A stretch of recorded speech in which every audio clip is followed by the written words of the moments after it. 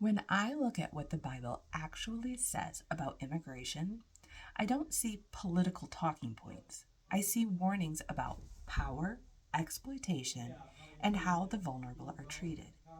In Exodus 22:21, God says, "You shall not mistreat or oppress a foreigner, for you were foreigners in Egypt."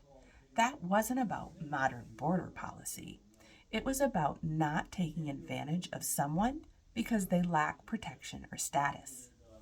The Israelites knew what it felt like to be used for cheap labor under Pharaoh. So God warned them, don't build a society that repeats that pattern. Scripture consistently calls for justice toward the sojourner, fair wages, dignity, safety, not exploitation. Leviticus 19:33 through 34 and Deuteronomy 24:14 through 15 tells us this. Here's where I think we've gone wrong. Both political parties have turned immigration into a talking point instead of a human issue. One side, borders were effectively opened with no enforcement, placing millions of people into dangerous situations, trafficking, forced labor, and abuse with no real protections.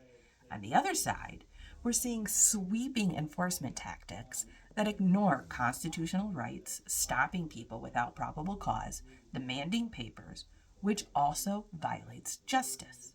And that right there proves the point. When laws aren't enforced correctly, the vulnerable suffer.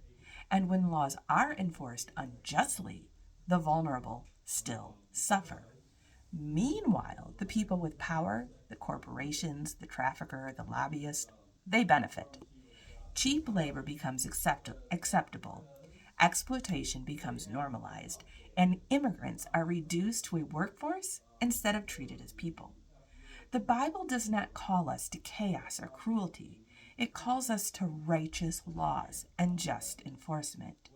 If laws need to be changed, they should be changed. But ignoring the law or abusing it both lead to oppression. This issue is being used to divide us. When Scripture calls us to protect everyone at the bottom, immigrants, workers, families, children, true compassion doesn't ignore injustice.